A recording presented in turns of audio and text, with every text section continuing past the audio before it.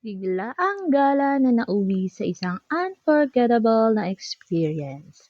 Yes po, opo, unforgettable talaga. Alam niyo ba ang biglang aya na wala ka naman talagang plano pero sige ka pa rin?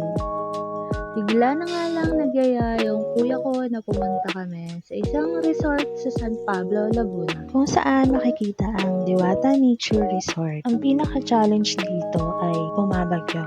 Yes, opo, bumabagyo ng time na yan. Pero wala makakapigil kung gustong gumala ng pamilya. Pagdating namin, grabe, sobrang ganda pala ng lugar.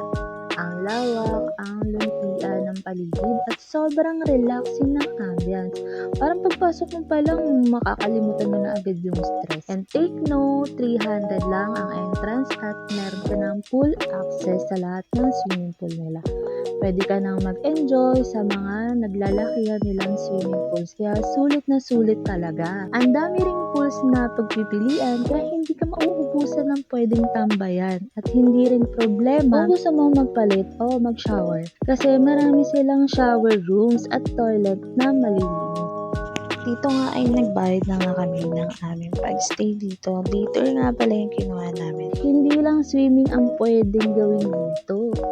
Ang sarap ding mag-ikot-ikot kasi ang daming magagandang attraction. May mga relaxing spots at meron din silang fish pond na punong-puno ng koi fish.